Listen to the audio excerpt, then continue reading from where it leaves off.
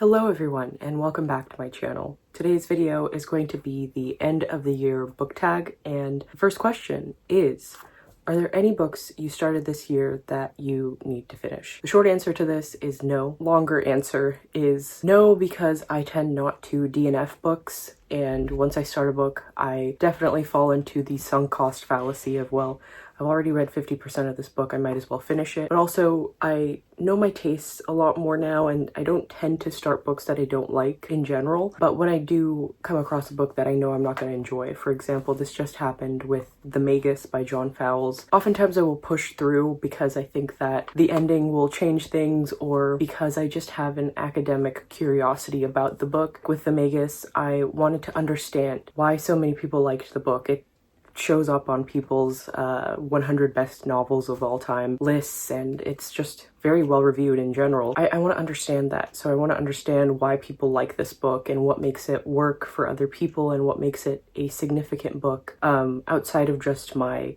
pure enjoyment. Do I have any autumnal books to transition into the end of the year? So I have The Ghost Stories of Edith Wharton.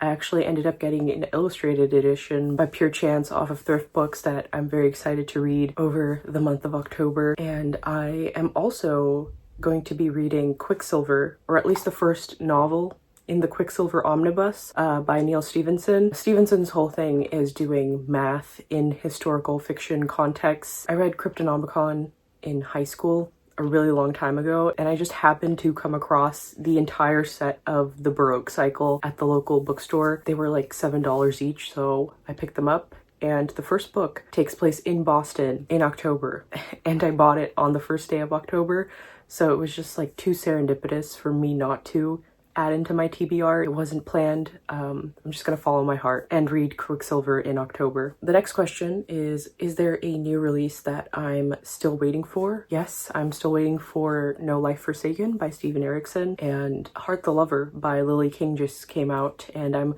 kind of disappointed in myself because I read some reviews of it and they spoil a certain aspect of the book that I wish I had just read and found out for myself. So I guess that's a lesson for myself, is to hold off on reading reviews of books that I know I'm going to read anyways. 3 books I want to read before the end of the year. Possession by AS Byatt. I think that's going to be a great book to read in December. Evenor by MacDonald. This ties into the Narnia read-along that I'm doing with Andy Smith. MacDonald was a contemporary of C.S. Lewis, and honestly most of the fun of the Narnia read-along for myself has been reading about C.S. Lewis and his contemporaries, because there's so much literature about Lewis out there. Become a sort of personal research project for myself to learn more about that time period and how that has affected and influenced fantasy today. And I guess a third book.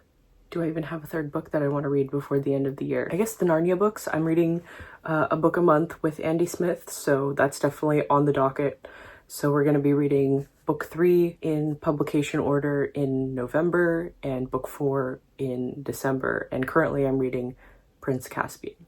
So those are a bunch of books that I'll be reading before the year ends. Is there a book I think could still shock me and become my favorite book of the year? 2666 by Roberto Bolano has been an insane book so far. I've never read anything like it. Yeah, I think that could become one of my favorite books of all time, honestly. I'm still on the first part, very early on, and it's just the way he goes on these insane tangents that somehow end up circling back and being important later on. Every detail, even if it seems strange, has been important. The last question is, have you already started making reading plans for 2026? I do have one plan in March. My fiance is going to be picking my TBR. Over the years, I've accumulated a lot of books that he's told me to read that I haven't read, and I feel bad because every time I tell him to read a book, he reads it almost immediately. So this is going to be his chance to make me read all of the books. Let me know down in the comments below what your answers are to these questions. I will put them in the description. And thank you so much for watching. I will see you in the next video. Until then,